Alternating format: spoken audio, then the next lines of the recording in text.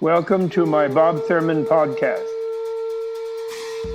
I'm so grateful some good friends enabled me to present them to you. If you enjoy them and find them useful, please think of becoming a member of Tibet House US to help preserve Tibetan culture. Tibet House is the Dalai Lama's cultural center in America. All best wishes. Have a great day. This is episode 334, Enlightening Democracy Here and Now, Part 1.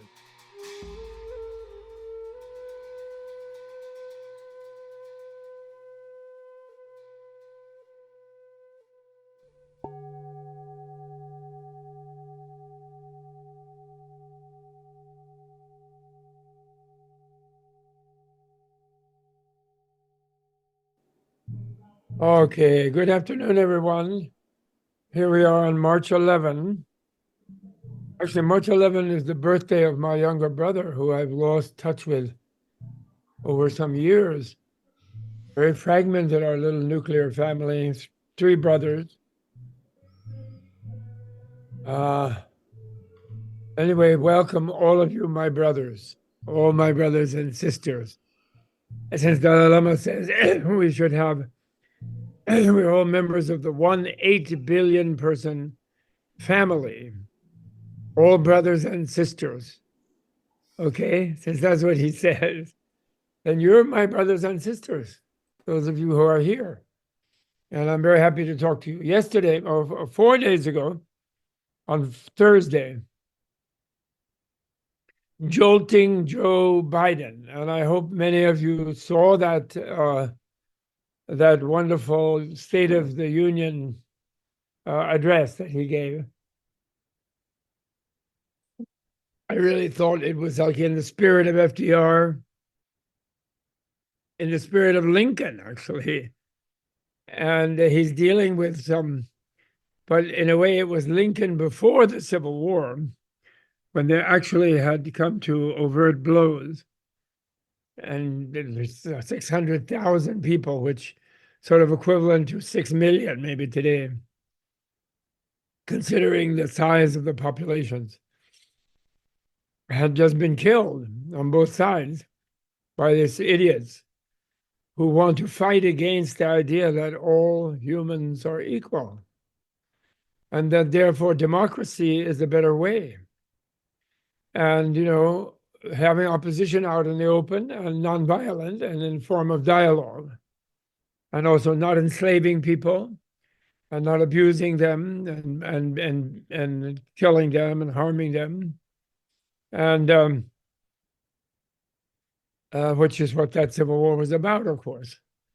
The people in the South trying to keep their slaves, and the people in the North repenting of having had slaves, mostly had slaves too in the North, a lot of them. The Brits had already a few decades earlier had tried to stop slavery in England, although they still traded it. I think there are some renegade captains still traded in them at that time, and they were probably among those who brought the Middle Passage, what they call the Middle Passage, bringing them to the across the ocean from Africa. And of course, the Muslim traders and people who sold them as slaves, and one tribe selling another, so it was a general it's been human problem of abusing and trying to put people below them and then treat them as lesser humans. And democracy is a brilliant idea. It was tried in Greece. It existed also in Indian republics before the empires there, during Buddha's time. It existed.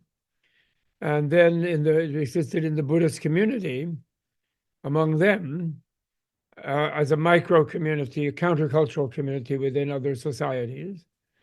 And then in Tibet, it existed in the theory of the Dharma, where all human beings are equal and all human beings are also related to animals. And humans were animals in previous lives, animals will be humans in future lives. and lives are beginningless, and therefore everybody's been sort of everything. So that equality idea is there in original Buddha's teaching, and it is there in the mendicant community, and it was there in a few cases of communities that actually became vulnerable to hierarchical militarized communities in history, which is why people don't know about them. And they just think Buddhism was a hypocritical religion that pretends to be more than it actually is on the ground, like all the other ones.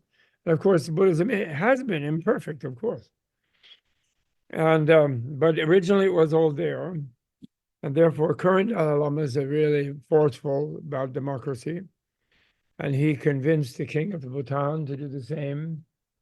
And you know, so it's all complicated. But we are anyway right now in a planetary moment. Now, also, this is, remember, in the context, you will remember from, I presume some of you have listened to my Vimalakirti teachings. You might have read the Vimalakirti Sutra. And you know that, therefore, in either tantric mysticism of Kalachakra or even in original Buddhist exoteric teachings, like in the Vimalakirti, this world here is a Buddha land. This is Shakyamuni's Buddha land. So the Buddha power is around us. It's all here. And it's not supposed to be a Nazi land and a place of killing and a place of really serious domination by evil people, evil defined as people who want to subjugate other humans, and not to mention animals and so on, to their own domination and exploitation. And that is not the Buddha way, actually, nor is it the modern democratic way.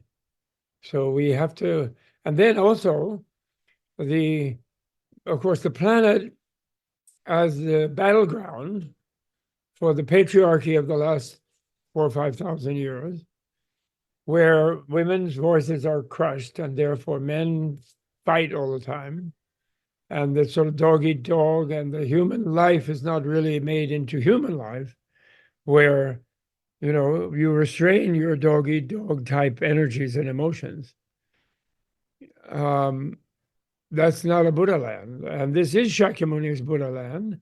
And it's been a long, slow, cool revolution for 2,500 years, from the axial age until now, on the whole planet, to bring human beings into a place where enlightenment education can be pursued universally with different cultures and religions and great ancient founders and wonderful environments and so forth. And also everybody having the benefit of the best environments because of our technology. So in other words, we can grow food in remote places and ship it to places which is not so good for growing food. We can communicate and know what's going on everywhere.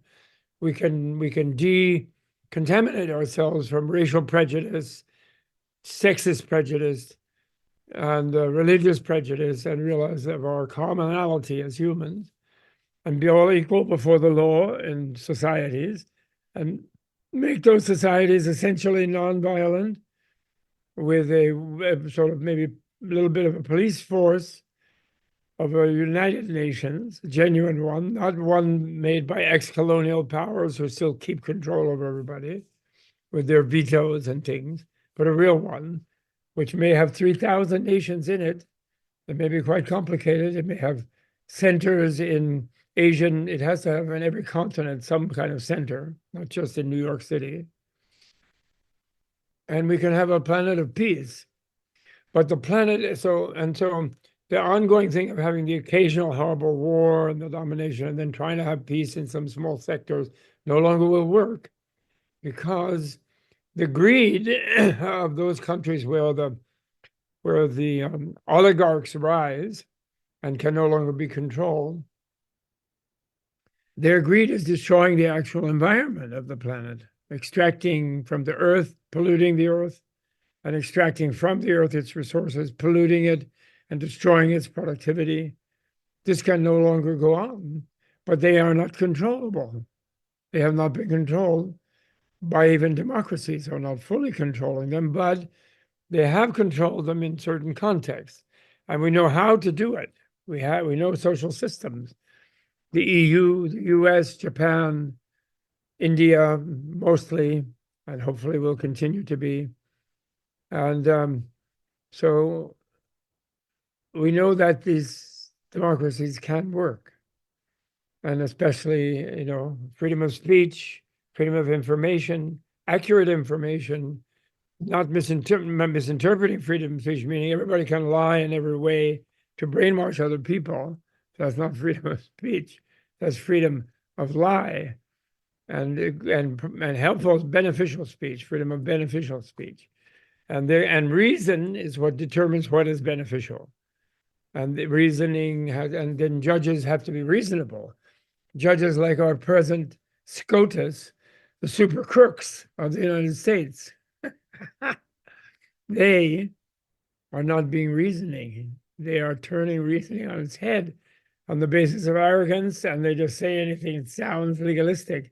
And then people know it's irrational what they say, but they kind of don't really want to tackle the fact that we have a bunch of corrupt people.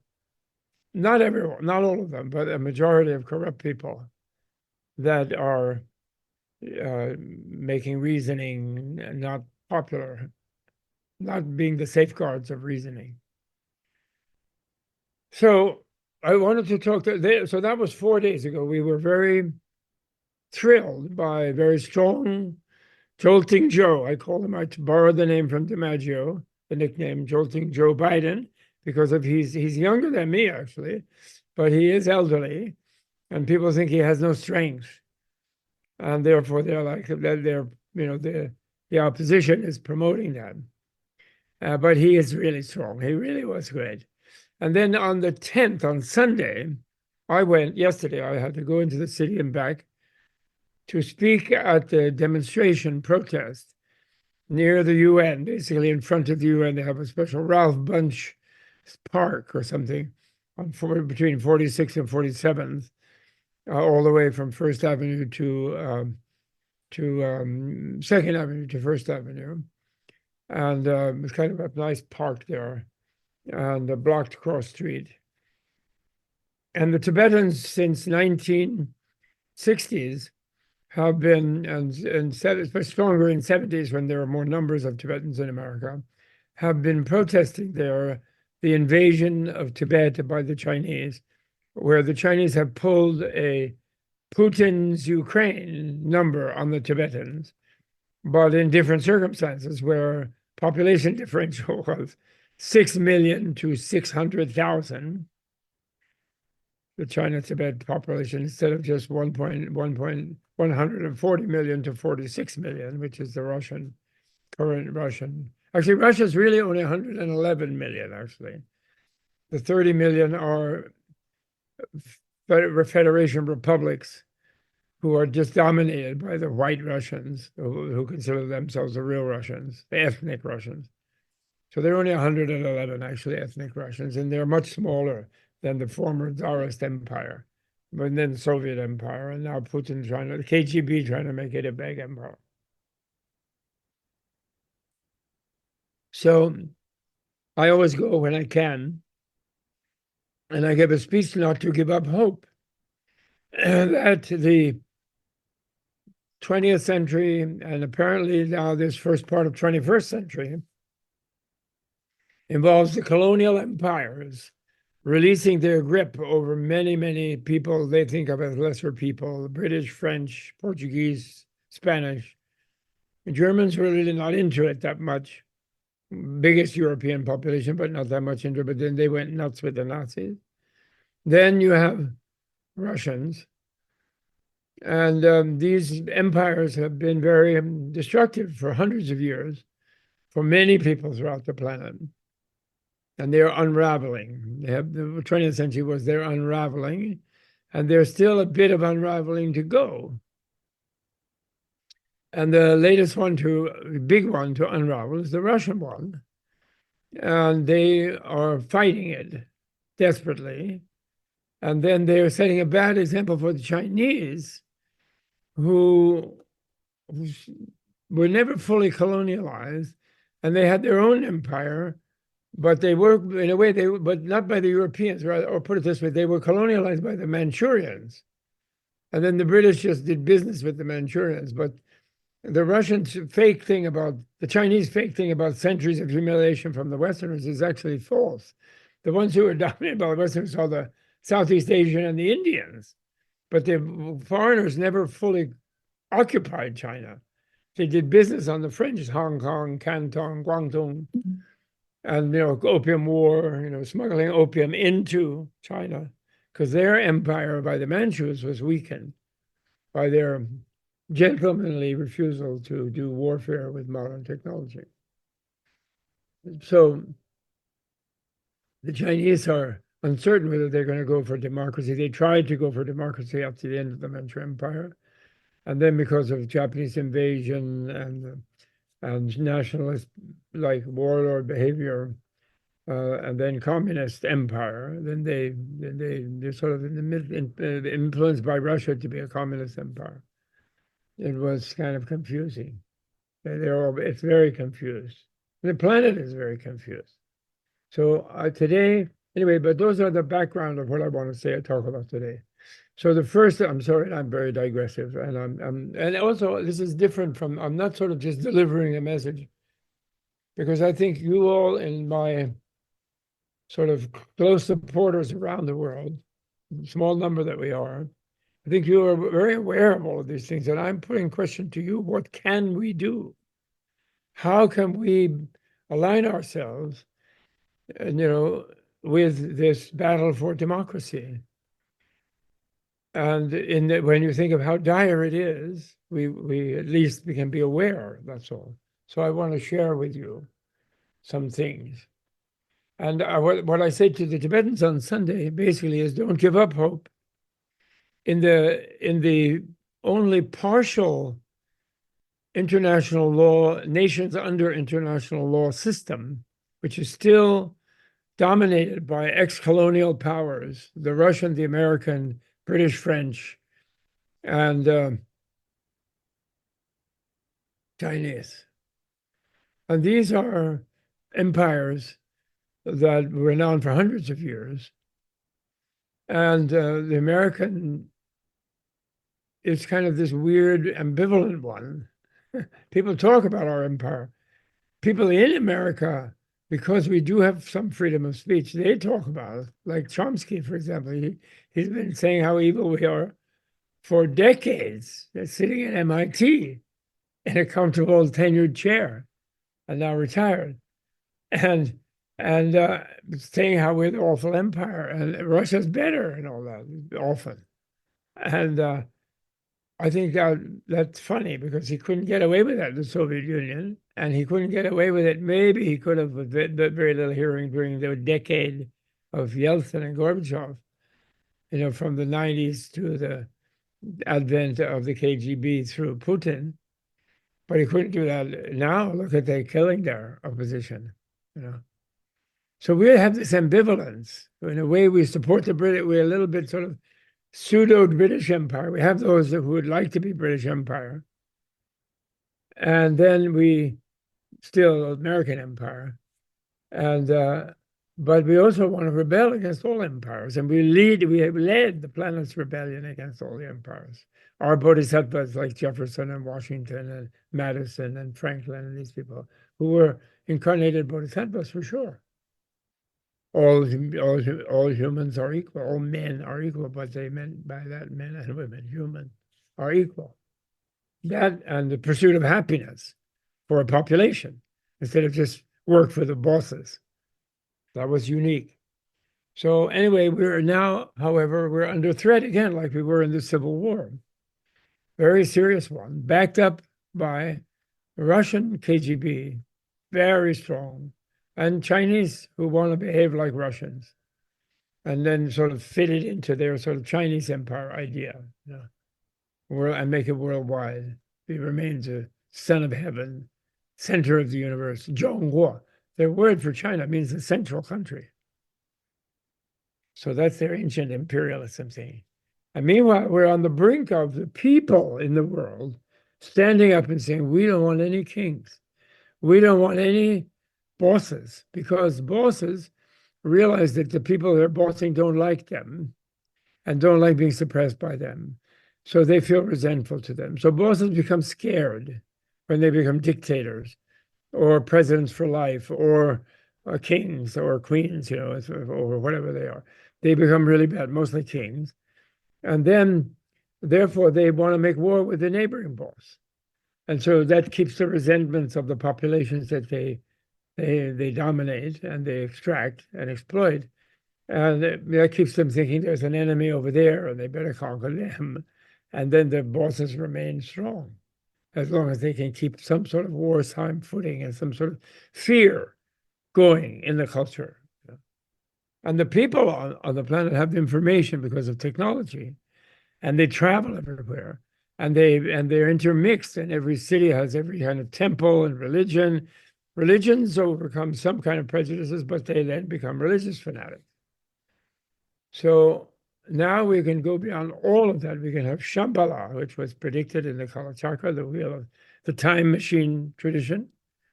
And we can have New Jerusalem. We can have the return of the Mahdi, and they can interpret their religions in a way to think that the golden age is back. And they can relax. They only have to change the theology slightly to say that their God or Buddha, or who's not a God, but is teacher of God, their gods, their Buddha, or the secular nature is such that we don't have to be scared of each other, and we can be one family, brother and sister. And we can realize that we can develop the education to enable people to internalize, not through indoctrination, but through understanding their interconnection with everybody else. And that's what we're looking at. That's what we're fighting for.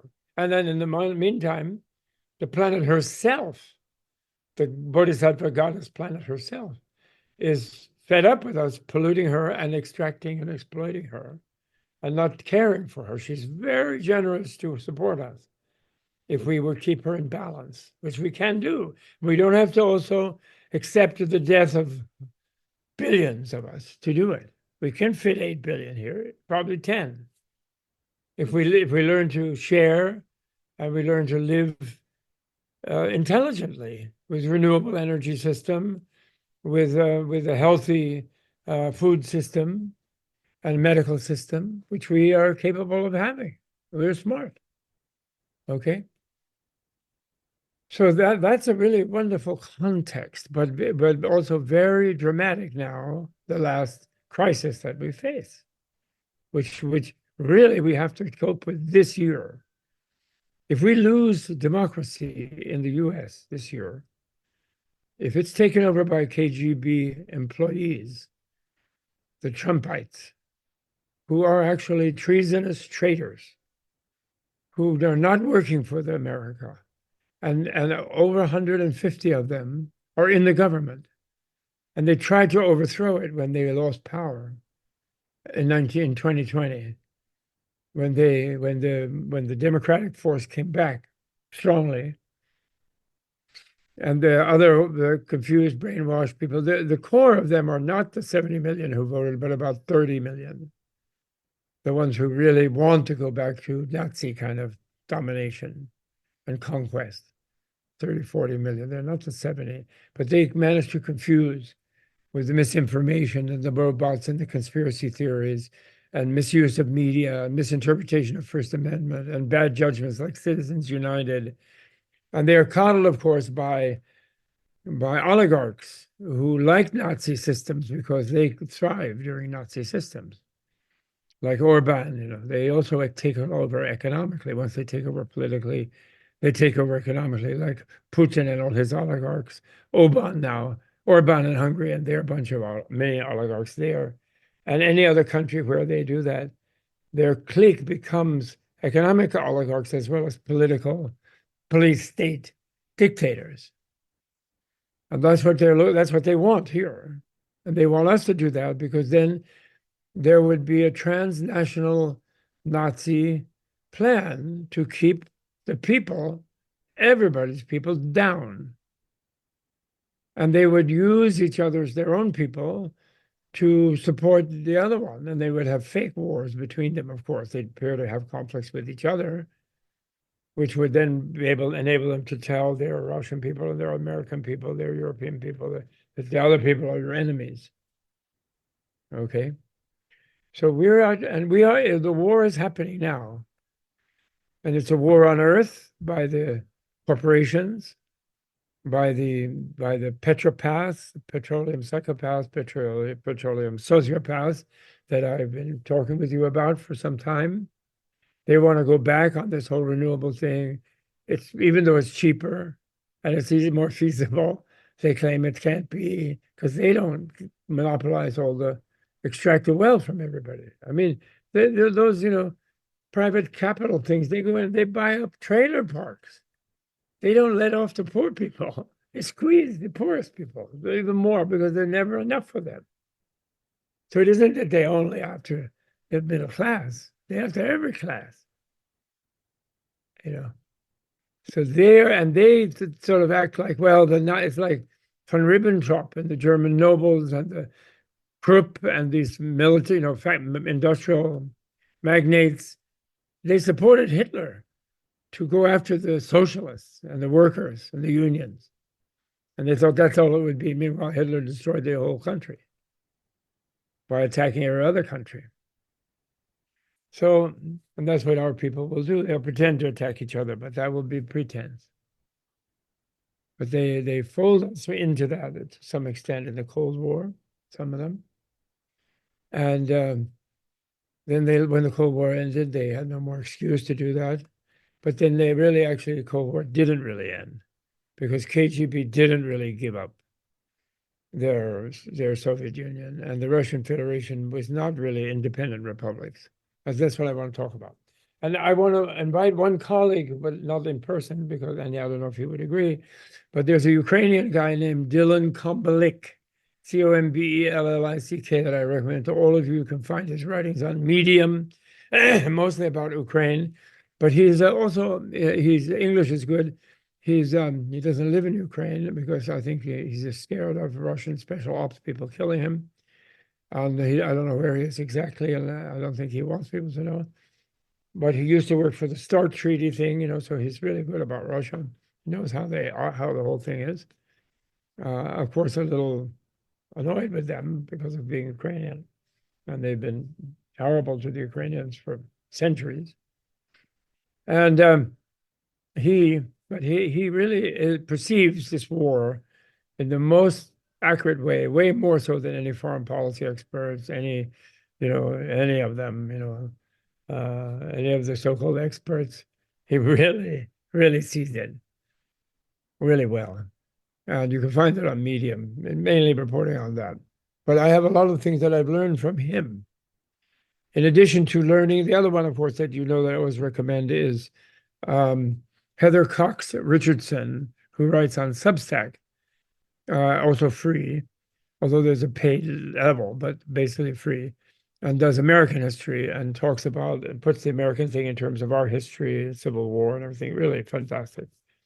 So I've learned a lot. I've woken up once I retired, got out of my ivory tower, Sanskrit and ancient Tibet, ancient India and ancient Tibet, Buddha lands, mandalas, and so on. I learned a lot about history and American history and things from these folks and this terrible war that we're in. So my first sort of point now, okay, so now I'm ready to talk on the crisis. Yeah, so to the Tibetans, I said, don't lose hope, because the Ukrainians are carrying the banner of fighting for freedom.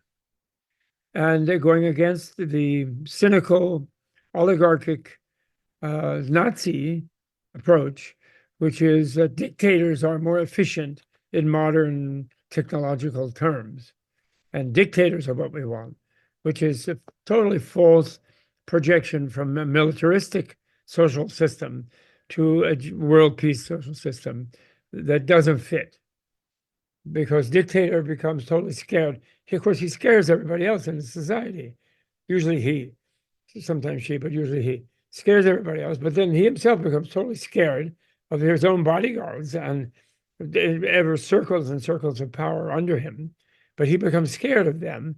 They also scared of him, so then they lie to him. So then he doesn't know what really is going on, and then starts doing all insane things and destroys everything.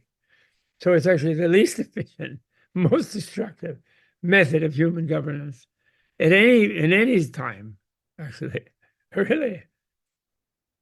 As my son instructed me, it took Hitler only 13 years to flatten the great country of Germany. Completely flatten it, by attacking everybody else, and becoming so out of control that they all punished and getting Germans to follow him. And then everybody did a mind practically exterminating the Germans. So, so I told them, don't be discouraged. The Dalai Lama is the one who understands the world. And he understands that it is kindness that everyone needs, and it is intelligence that everyone needs, and dialogue, and resolving conflicts with speech, freedom of speech, and democracy to make sure that differences are aired within a society, and majorities will rule, but they will not destroy minorities. They will rule with loyal opposition minority, who will then compete again to shift rule if the majorities become corrupt or get over, etc. That's the process, messy process of democracy that is more efficient and effective when you have a planet filled with human individuals who want the best for themselves and their families, and who realize that they can only have the best if others have the best. And it doesn't mean that everyone will be exactly the same. There will be people who will have greater abilities. They will have greater knowledge. They will gain greater wealth. But if they do it properly, they will use that wealth to share, and they will not become extreme in that, and where they then become frightened that everybody's after them. And we can live like that. And communism ends up being fake, and it's where then the new dictator arises under the excuse that not everybody else is a communist. So therefore, the dictator becomes a new king, basically, new emperor. And we've seen how destructive that is. Okay. So I told them that, and they like that. But they like it best when I speak in Tibetan in short sentences. They don't like when I read.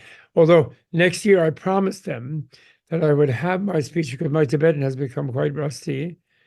But I speak it really fluently without accent, and they love hearing that. And so I promised to have it translated into Tibetan. Get someone to help me. I can translate much of it, but I would need help to make it more colloquial, and read it to them in Tibetan. And the older people will like that, and the young ones will be inspired by that to learn their own Tibetan, which they should do. There's now maybe 1,000 or 2,000 Tibetans in the Queens. They are AOC voters, by the way, which is very sweet, I think. So United States of North America, but okay, so now we're beginning with a series of propositions I want to put forward, and I'll try not to digress too much, and I don't want to go on too long. Because I want it to be, this is in terms of questions to you. I think we should make a kind of informal, unorganized think tank between ourselves, and we should come up with ideas, and maybe we should create maybe a signal group, or I don't know, somebody can advise me who knows better the internet, where we can talk about things, and people can give other ideas. I don't pretend to know everything and whatever, and I'm just doing my own study, and I have little time because I'm retired. But I don't have that much time because I'm trying to save Tibet and culture all the time, and Tibet.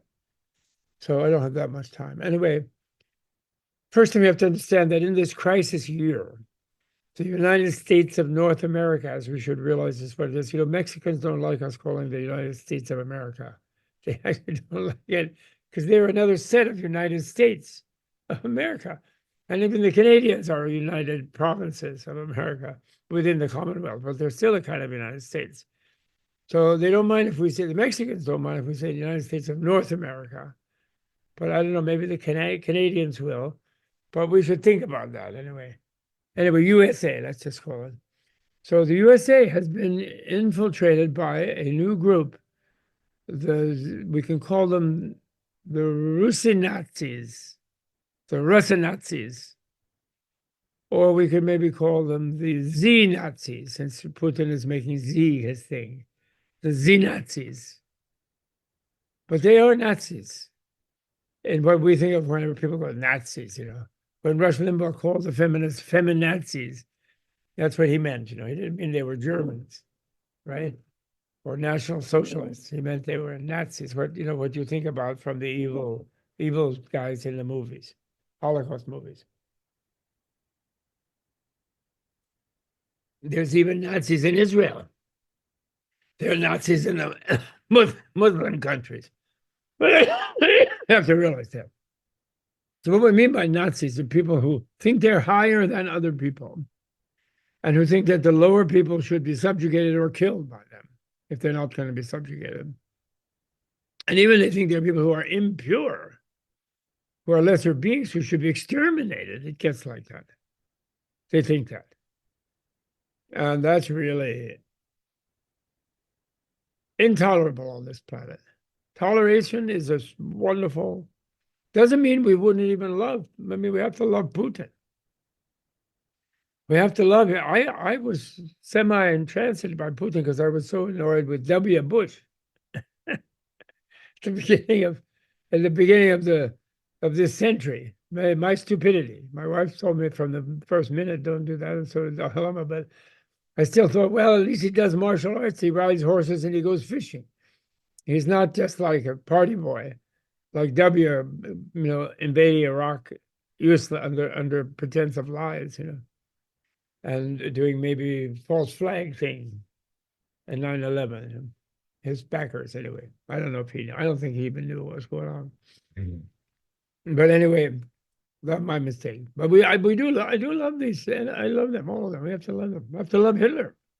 He's in hell somewhere, some kind of hell, some like Nazi hell. He's there from killing so many people. He and Mao are like screaming together there. And Stalin, they're all there, Beria. And but we love them. We don't want them to do that. They made their world like that themselves, and by crunching down, by disassociating themselves from other living beings so dramatically as to kill them. So many and such numbers. And we love them, but loving them doesn't mean surrendering to them. And it also means preventing them from making more hell for themselves by destroying more people. We don't do it by hating them. We do it by forcefully trying to prevent them from doing bad things, doing evil, and not being foolish and being intelligent about it, okay? But our own country is infiltrated. I mean, if those of you, I presume many of you are Americans. If you are Europeans, you are EU. So in a way, you're in our country. Anywhere where there's a democracy is our country. Remember, we're one human family. Beyond nationalism, we're into familyism. Okay, we're into universalism. We're into one common human family. And once we get there, I think we'll take it more easy on the animals. And we won't do industrial farm, killing, slaughter. We won't. Some places, maybe they'll have to eat meat. But ideally, we can all give the planet a break and revert to plant food and excuse the cows and the people, in the huge numbers of them anyway, billions and billions of them, chickens and cows and things. And make some beautiful, beautiful other kind of, beyond meat. So point one, we're infiltrated by these people. The Christian nationalists are like that. They want to be Christian Nazis and use all the Pentagon and onward Christian soldiers and conquer everybody and make America undisputably the new empire, the global empire they want. The Russian Nazis, the Z-Nazis, the Russian Nazis, they want to do that. And they studied us and they saw our civil war and they saw our race prejudice issues and they realized that's what they would work on. But now we have to admit that we are infiltrated by them. So we should realize Jeff Jordan, Ted Cruz, the 147 people who tried to prevent Biden from taking office, knowing full well the election was not stolen and fraudulent, but trying to pretend that it was, having prepared it ahead of time and even tried by riot to prevent the actual official activity, proceedings to institute it under the Constitution, they should be deprived of the office. They are not allowed. They should be banned from office. And they can be replaced. It's not a party thing. They can be replaced by Republicans who didn't do that in the House and Senate. But they should be removed. And any judge who has gone against the Constitution, which they have done, or that on the Supreme Court, and 3 or 4 of them should be removed because they made false reasoning. That was rejected by right-wing lawyers. Michael Luttig, we should create a special panel, people like Michael Luttig, both left and right people, to judge whether they've been reasonable about our Constitution. And strangely, what's her name might stay because she's a Scalia rationalist, Amy Coney Barrett. Interestingly, she might be okay. And the women are probably okay. But most of the guys are not. They're corporate, corrupt, or ideologically fanatic. Around 4 or 5 of them should have to be resigned. They don't have to be jailed, but they have to be resigned. And new ones appointed gradually. Okay. And the other ones should be marched out. Trump should be taken off the ballot. And anybody who's in his capturing of the Republican Party should be removed from that. And this should have been done by the Biden administration in 2021 after the insurrection. Instead of just letting the courts catch some of the ones who'd actually broken and entered and killed, instead of that only, they should have started proceedings. And the 14th Amendment, third section of meaning, it's not a court thing. Removing them from office doesn't send them to jail, but it just says you broke your oath of office, you leave. Then the oath of office becomes something enforceable. That's what 14th Amendment is about. And by doing what they did and publicly doing it, everybody knows that, but the January 6 people found it out. And they've had the evidence, all of you, thousands of pages. And that Congress then bans them. But that doesn't send them to jail, it just sends them home. And then under democratic procedures, members of the party that they were part of gets to be put on by governors and people, whoever does that in whatever state process they have. But they can't put people who are part of the party to the lie, which is a continuing insurrection. The lie continues the insurrection, which Trump is doing, raises millions doing it. That would be following the US Constitution. But they're not going to do that, we know. They decided not to do that. They somehow thought they would fade away, or they thought they could defeat them again at the polls. They kept muttering the slogan of "we'll defeat them at the polls." But what they didn't realize by doing that is that by doing that, they're letting them destroy the polls and the Supreme Court destroyed the Voting Rights Act, the muscle of it. So then there's dozens or maybe 50, 60 provisions in state things blocking voting. So they blocked vote of blacks and Latinos and minorities and so forth. So the polls are not the polls when you have an ongoing insurrection in the middle of it. But I'm not really thinking, so anyway, they didn't do it. And then now it's campaign, so then that would be even more strong. They actually should do it now even. They really should. Because what that is precipitating, that's preempting the insurrection that will occur if we get enough people to the polls to outvote them again. Then they'll do another one. The guy's already said he will accept the result of the next election if he wins. And Biden said, you can't have a person do that if he wins, but he's not removing him from doing it. He's the executive who should be implementing what was legislated already. Supreme Court is lying to say the legislature has to do a new legislation. The 14th Amendment is their legislation. The only thing these people who are banned can do is appeal to the Congress. And then if 2/3 say that, well, we won't implement that to you, you can stay in office, they could. If 2/3 would say that. That's where the Congress comes in. They already legislated. That's just they would make a vote on the appeal by, say, if you remove Johnson, who helped plan the invasion of the Congress, if you remove Jordan, who was totally for it, if you move Josh Hawley, who egged them on, if you moved all those who voted not to certify the electors, if you moved all of them, by what they did, that's easy. And they would consider it, they would shout and scream that that was for Nazis and fascists and things like that. And then, but then you replace them. And then if you replace them, the House would still be controlled by Republicans, but they wouldn't be Trump Republicans. They wouldn't be insurrectionist Republicans, because that you wouldn't allow that. They would have to be Republicans who are ready to govern, not to just obstruct the government.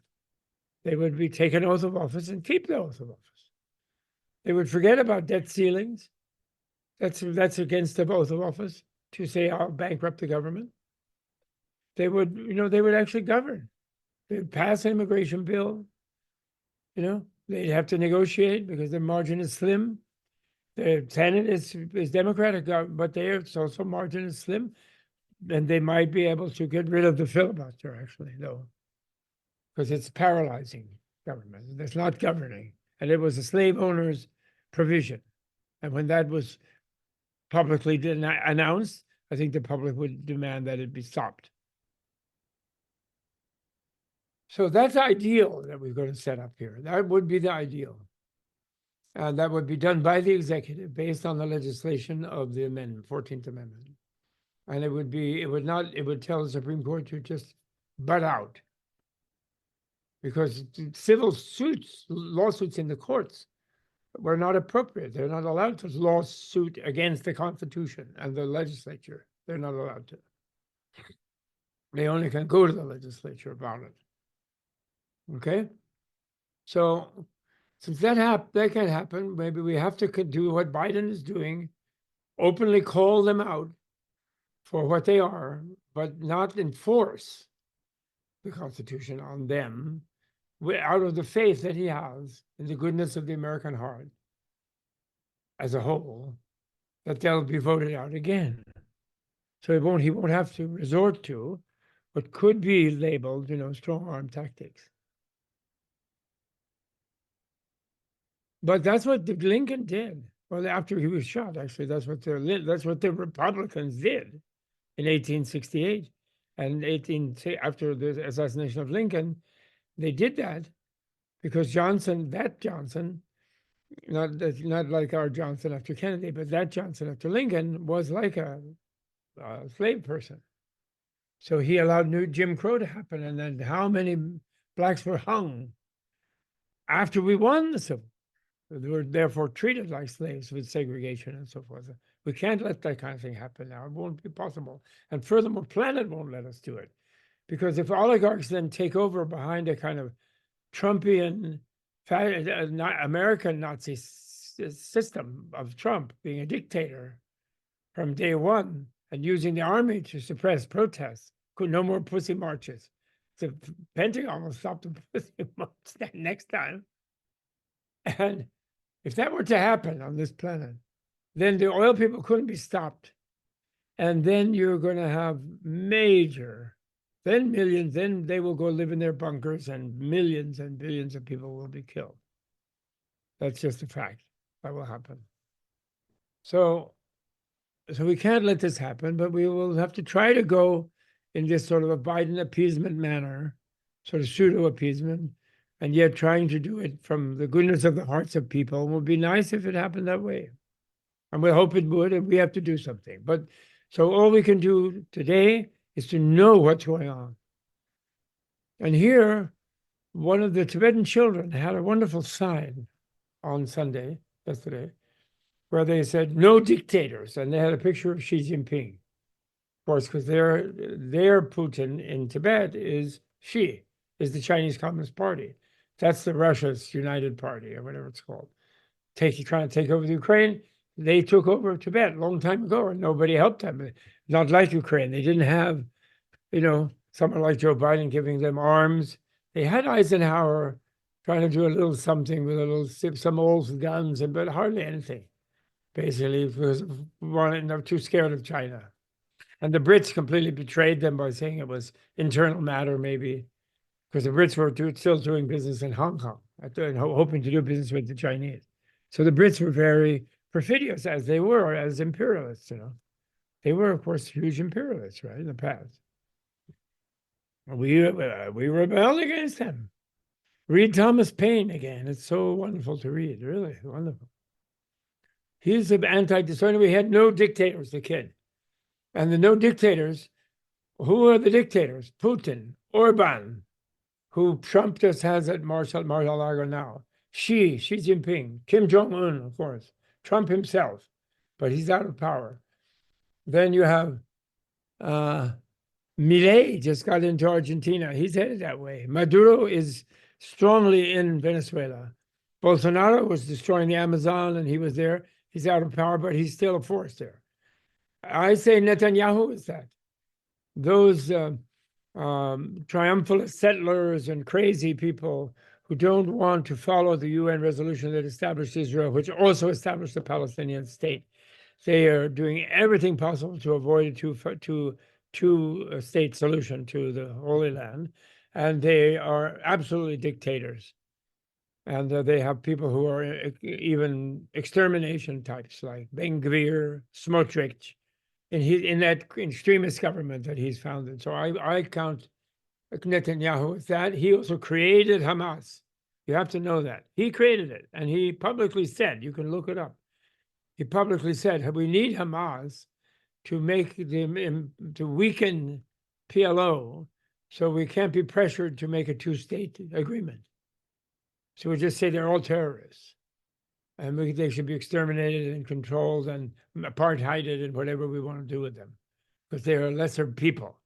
And they are currently now, those people, Ehud Barak, who was prime minister many times, was a very war hero, was a defense minister of Israel, was a true great Israeli hero.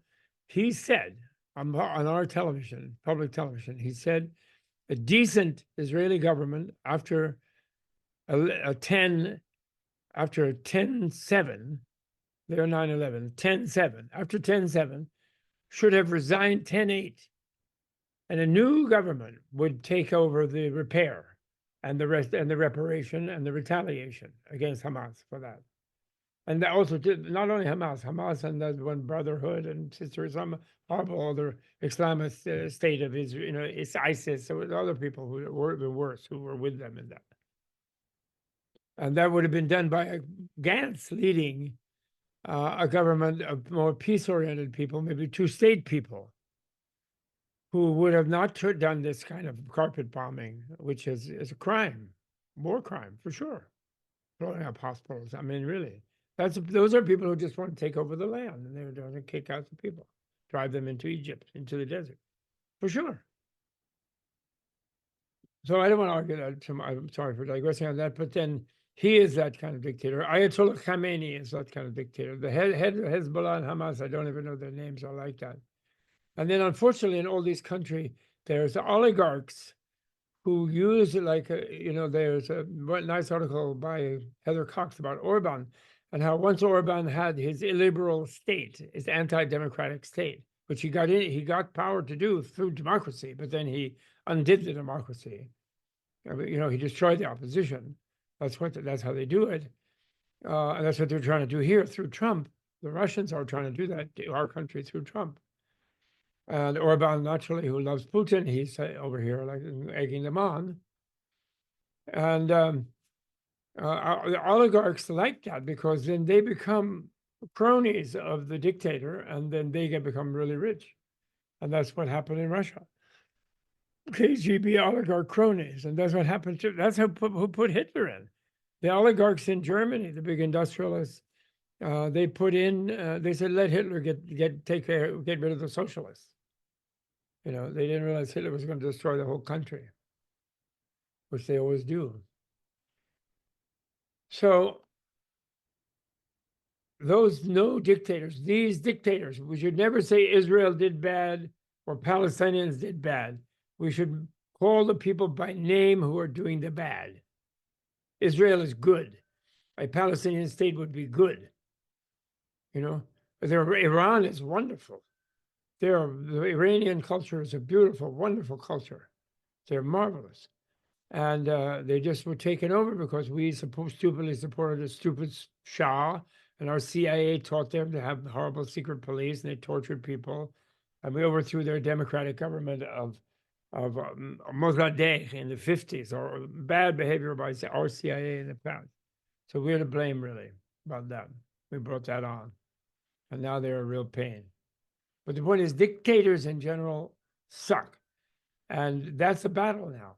Now, in between, we have to pray for Elon, that he doesn't join them. We have to pray that Thiel doesn't join them. They both are helping Ukraine. Ukraine is the absolute spearhead of our defense against this Putin-led bunch of dictator movement. And then there's Modi. We pray he doesn't want to be like that. He has his base, parts of his base are like that. They want to be Hindu fanatic dictators, but he's now reaching out more broadly because he's an intelligent person. And I actually think some of the sheikhs in the Arab states could be good. I don't think Sisi is good, and I don't think the Muslim Brotherhood is good, as opposed to him. But there should be some way of helping Egyptians find democracy or help of themselves doing it. Arab Spring was something. And this Tunisia, I don't give up all the Arabs at all. So, and then in South America, that's bad. There's something like that. So, and then we have a few of our American oligarchs out there in Silicon Valley and on Wall Street, and some of them have big bunkers somewhere in Kauai or in New Zealand or something. They're preparing for mass extermination on the planet. They're going to survive it, and that's why they're not stopping some of their bad behavior. And they're called preppers. I found out it's an expression. They're preparing for the apocalypse. But we hope that they won't do that, and that some of our oligarchs will help this. We really need them to. Okay, so what we're just trying to do now is understand this. And finally, I know I've gone on too long of all I wanted to do, although we're not in dialogue. We're just I'm talking, but we have to realize that one of the things is, but that handicaps Biden is that the U.S. has not declared war on Russia. We're just supporting Ukraine, who's at war with Russia. But Russia has declared war on us. So that gives them an unfair advantage, actually, a little bit. And then we're also reluctant to really see how powerful they are. For example, the Mueller report totally indicted Trump as colluding with the Russians and supported by the Russians and the whole Trump movement. He did. And that bad district attorney, whatever his name was, who later renounced Trump, but he was behaving badly at that time, and he buried that in the Mueller report, in the Mueller report. And then Mueller himself said, "I can't indict him because I'm doing a special counsel for a Department of Justice that says they don't indict sitting presidents. So I can't indict him, but I don't exonerate him. He's the unindicted co-conspirator of all these insurrectionists, and he's doing it in collusion with Russia." And he did say that, and he did find evidence for that, definitely. So we have to know that. This is not that's his backing, Trump's backing. And the other thing I think we should think about, and it is very important, and I'm very proud of the European Union. The Swiss just sent $8 billion of the interest accrued of some Russian money. And that has to do with coming around to face the fact that Putin is not the legitimate head of the Russian state. Okay, he is not. And the reason is he kills his opposition. He admitted in his confrontation with Prigozhin that Putin is the boss of Prigozhin, and that he had invested Russian state money in the budget of Wagner. And Wagner is a terrorist group, avowedly. And therefore, he runs a terrorist organization. And that terrorist organization is connected to his secret police in Russia itself that is terrorizing the Russians. So Kremlin is captured by terrorists. It's not Russia. We're dealing, this is still the war on terror. Okay? That's the Z-Nazis are terrorists. It would be good if we think that, if we think of developing that meme, I think, but maybe you guys don't agree, but it's very arguable. And it relates to another thing that I learned from Dylan Klumbelik, and I think is really cool, and I haven't researched it well, maybe some of you will.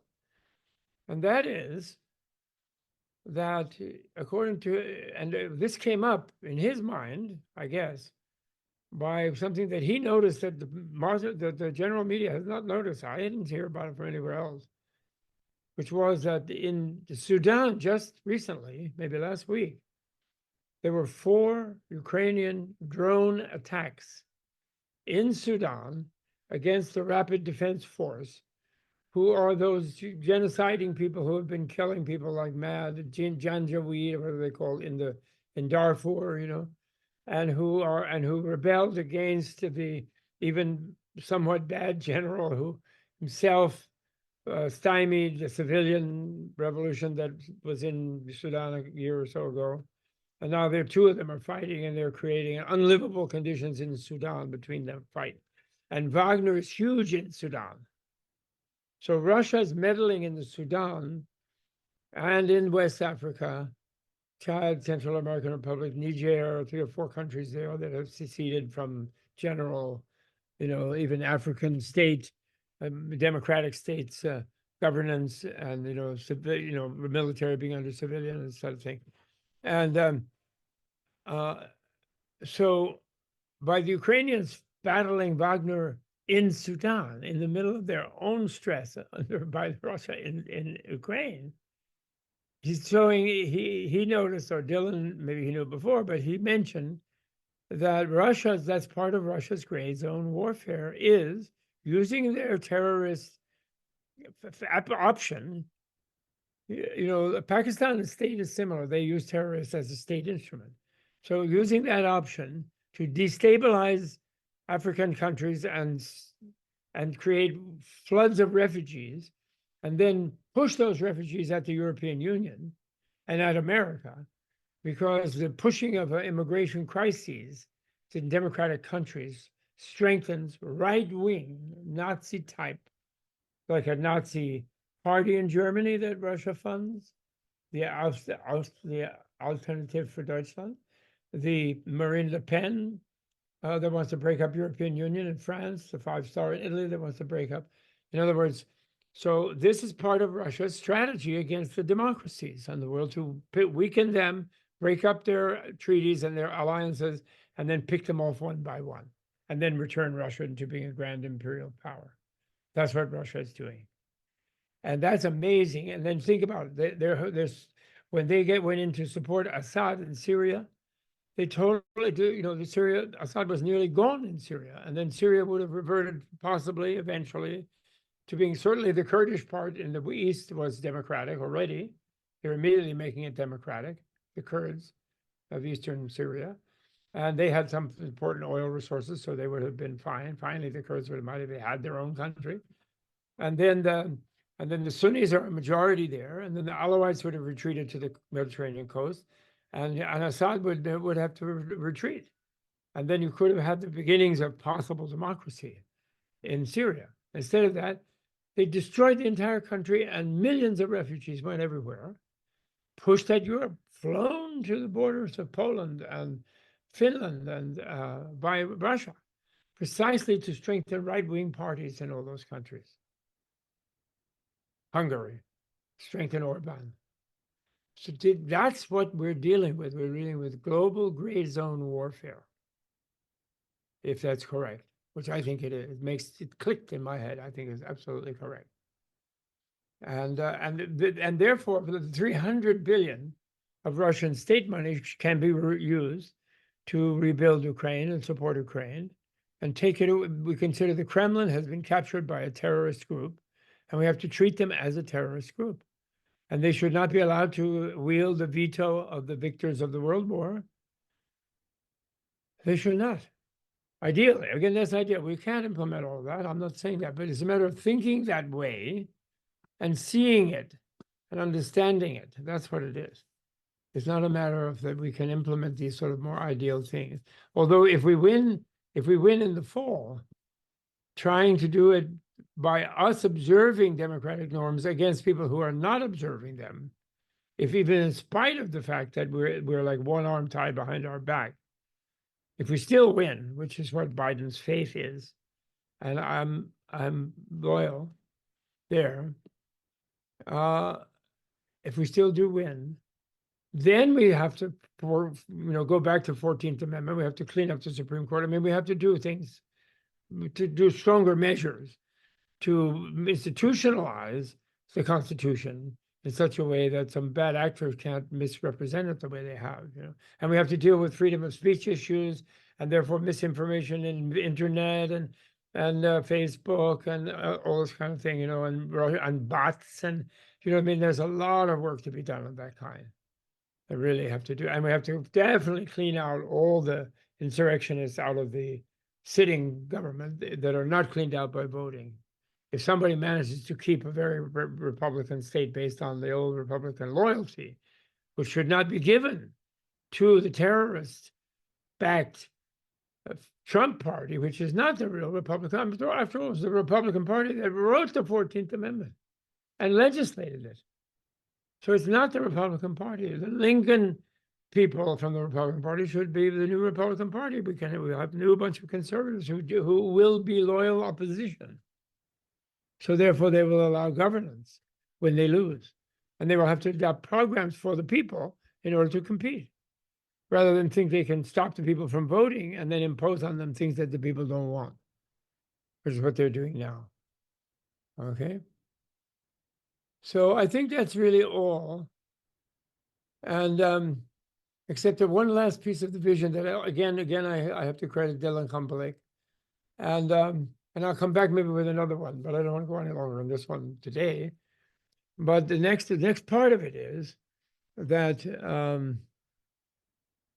imagine, and here I'm going to claim a little bit oracular status slightly, because I had a vision in 1987 when I was during my first visit to the People's Republic of China, which I was on my way to Tibet. Actually, I didn't want to go to PRC, but of course, I also love Chinese people.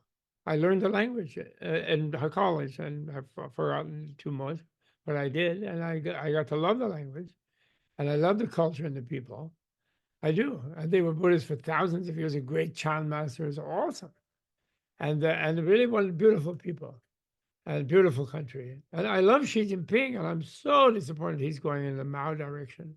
He has gone in the Mao direction now. I really am. I love the guy. I dreamed about him. I had conversation with him in dreams. Anyway, I had a regular thing in 1887 where the Chinese dictator, I don't know if it was Xi, I'm no person, they were invading Siberia. So I was so shocked because I had no such thought.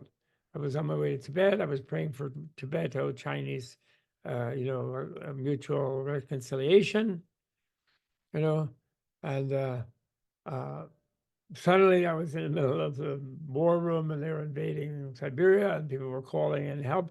The Russians themselves were calling in help from, I thought it was the Russians, but maybe it was the local countries there, because the vision is a Eurasia and the former Russian Empire, a genuine commonwealth like the British Empire turned to, which is like Kazakhstan and Tajikistan and Uzbekistan and so forth, where they opted not to be in the Russian Federation because they didn't trust the Russians, the KGB, not to undo the independence of the republics.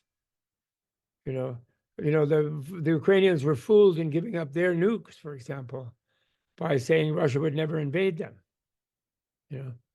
And so they gave up their nukes and let the Russians keep theirs. It was so stupid of Baker and Bush won, and they're really stupid to get the Ukrainians to not listen to the Ukraine. Bush won, that's his fault. And oh yeah, you guys just let the Russians have all your Ukrainian bombs there that you had on your land. They really belong to the Russians. You used to be Russian, aren't you really Russian? You know, he was like that. That was really stupid.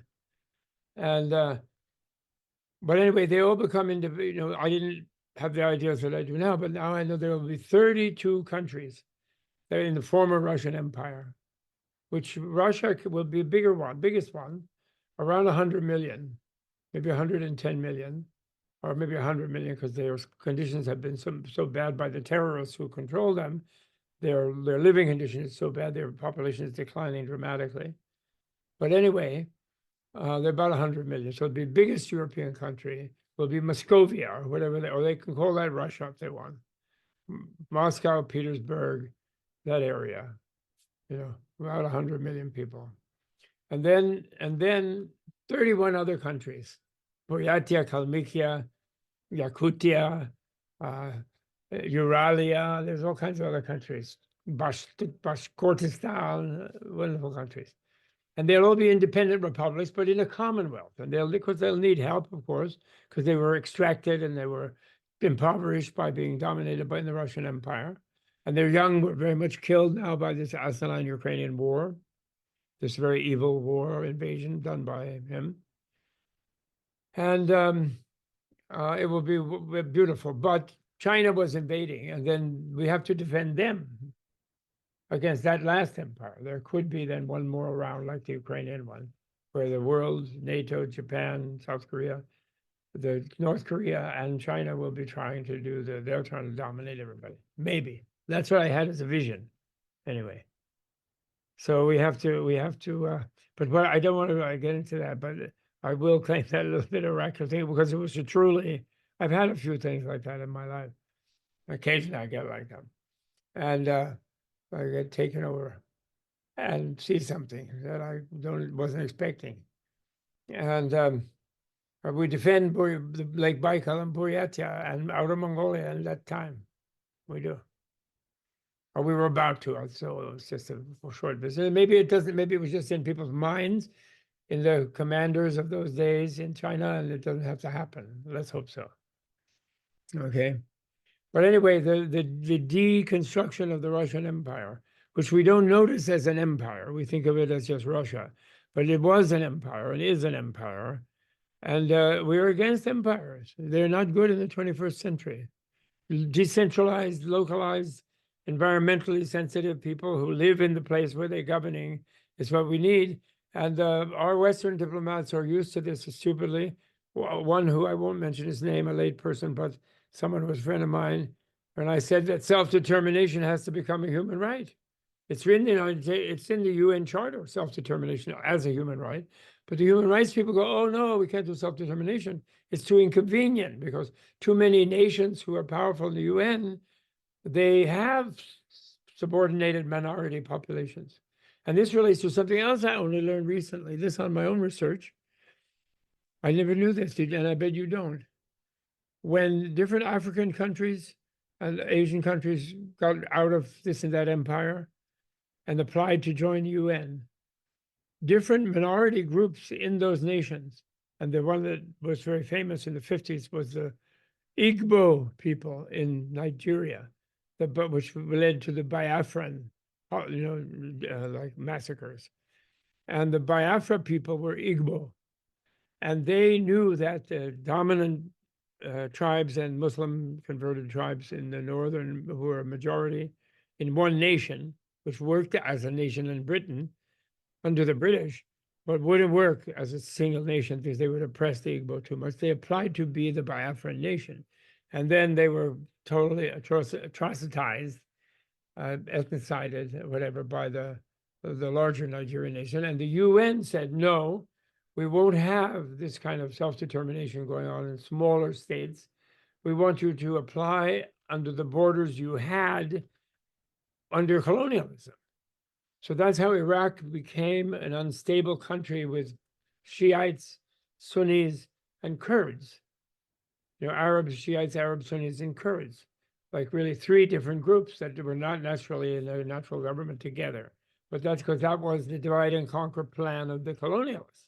So they had to apply to the UN to be a nation like they in the same entities they were under the colonialists, which created tremendous instability, which then gave the Western powers, the sort of previously colonial powers, still ability to interfere with them in various ways, exploit them.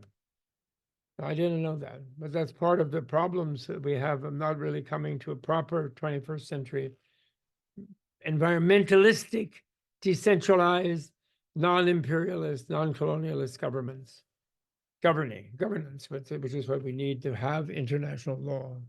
Okay, not nations, not empires and leftover empires parading and pretending to be a nation state. All right, so that's the last vision. Russia becomes patchwork quilt of free nations throughout Eurasia, each one focused on making their own region livable and nice for people, and getting help from previous exploiters to do so, and businesses, good businesses, altruistic businesses, multi-stakeholder businesses, as there still are. So that's, I just leave you with that vision, a very, very colorful map of Eurasia, and no one huge dominating person like that. Okay? All right. Thank you very much. All the best. This is my March 10th extension talk and my Slava Ukrainia talk related to Bergelo. The equivalent for that is Bergelo, which means may Tibet triumph. The Tibetan word for Tibet is Ber. So Bergelo. And then this will enable, of course, finally, remember, we are sort of trying to do Enlightenment studies. And this will then open up the world to educate for enlightenment under whatever cultural matrix. Because there's an enlightenment spark is in every culture, as in every being, without having to switch religions or switch cultures or whatever it is. Just to upgrade every culture, that's all, including a Tibetan culture will be upgraded too. Okay? All right, all the best. By the virtue of this, may I quickly become enlightened Manjushris to make everybody else equally enlightened Manjushris and Taras. Okay, all the best. Bye. Thank you.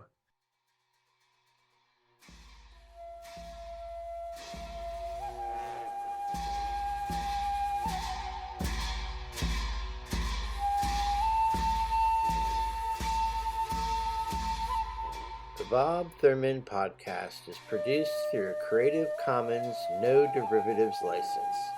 Please be sure to like, share, and repost on your favorite social media platforms. And is brought to you in part through the generous support of the Tibet House US Menla membership community and listeners like you. To learn more about the benefits of Tibet House membership, please visit our websites at thus.org, menla.org, and bob